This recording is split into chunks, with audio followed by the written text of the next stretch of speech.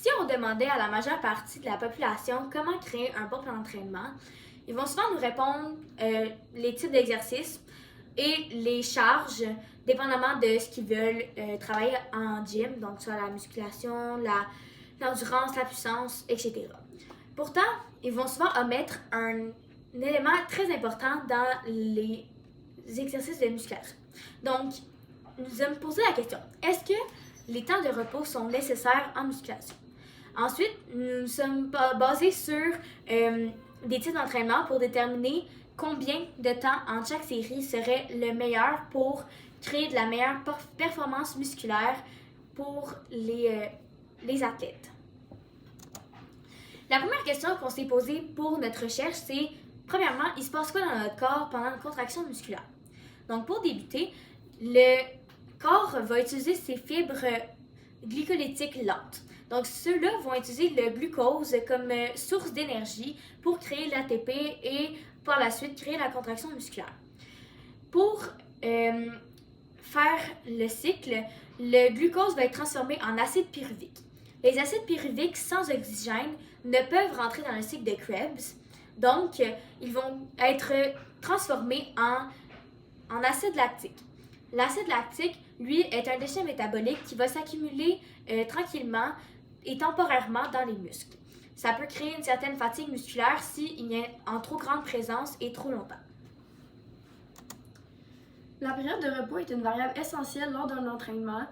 Le muscle prend 3 à 5 minutes pour avoir 95% de son énergie globale, ce qui est vraiment favorable pour la suite de l'entraînement. La période de repos va permettre au muscle de récupérer son énergie, de réparer les micro-lésions causées par l'effort qui viennent d'être fait et les réserves énergétiques d'adénosine triphosphate. Ça va permettre aussi de maximiser les performances lors des séries à venir. Merci. S'il y a une période de repos insuffisante, ça va diminuer la capacité maximum à maintenir une force musculaire élevée dans plusieurs séries causées par la fatigue musculaire. Donc, pour confirmer c'est quoi qu'on vient de dire, on a ici un graphique d'une étude qui porte sur la durée des pauses entre les exercices, ce qui influence la performance, notamment la capacité à maintenir une bonne puissance lors d'un effort répété. Donc ici, on a pris plusieurs participants et on les a divisés en 3 groupes. Donc, le premier groupe, G0, où ce qui devait faire 60 répétitions sans aucune pause. Le deuxième groupe, G45, qui eux avaient 45 secondes de repos entre chaque série de 15 répétitions. Et le troisième groupe, G90, qui eux avaient 90 secondes de repos entre les séries de 15 répétitions. Donc, pour le groupe qui avait 0 repos, donc le groupe G0, on a divisé leurs 60 répétitions en 4 séries de 15 répétitions comme les autres groupes pour faciliter la comparaison des résultats. Donc, tout au long de l'exercice, l'étude mesure la puissance moyenne que chaque participant y produisait par rapport à leur poids corporel. Donc, ce qu'on a pu remarquer, c'est que dans le groupe qui n'a pas de pause, donc le G0, leur puissance diminuait régulièrement tout au long des répétitions à cause de la fatigue qui s'accumulait vu qu'il n'y avait pas de repos. Donc, dans le groupe G45, lui qui avait 45 secondes de repos, la puissance était bien conservée au début, mais à partir de la 3e série, elle a commencé à diminuer de petit en petit. Et puis, pour le 3e groupe, le groupe G90, la puissance est restée stable tout au long de la durée de l'effort.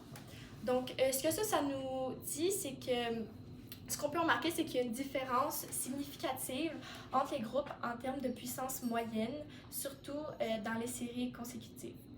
Donc, en bref, cette étude montre que faire des pauses régulièrement pendant sans entraînement aide à conserver la puissance et plus les pauses sont longues, plus qu'on est capable de rester performant longtemps.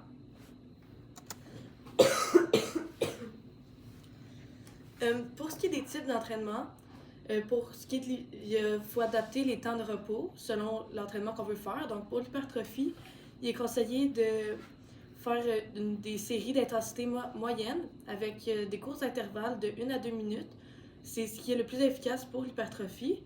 Pour ce qui est de la force maximale, il faut prendre des charges entre 50% et 90% de la charge la plus lourde que la personne a élevée. Et entre les séries, prendre 3 à 5 minutes de repos. C'est ce qui est c'est ce qui permet d'avoir un plus grand nombre de répétitions en force maximale. Donc pour l'endurance, il est recommandé d'avoir des intervalles beaucoup plus courts, donc entre 30 secondes et 1 minute, puis faire répétition beaucoup plus rapidement, ce qui augmente la force de l'endurance. Et pour les individus qui commencent à s'entraîner, un repos de 1 à 2 minutes est suffisant pour maximiser leur gain en force et en gain musculaire. Donc, en conclusion, le temps de repos entre les séries est une composante essentielle à l'entraînement. Il permet non seulement d'éliminer les déchets métaboliques et produits pendant l'effort intense, comme l'acide lactique, mais aussi de régénérer l'ATP, ce qui est indispensable à la poursuite de l'exercice. Il est important d'accorder une attention particulière aux périodes de repos pour optimiser la récupération musculaire. Ça améliore les performances et réduit le risque de blessure. Selon l'objectif visé, donc le type d'entraînement soit l'hypertrophie, la force maximale, l'endurance ou les entraînements pour les débutants, les durées de repos doivent être adaptées pour maximiser les gains. Donc comprendre et intégrer ces stratégies de repos est donc crucial pour un entraînement efficace et durable.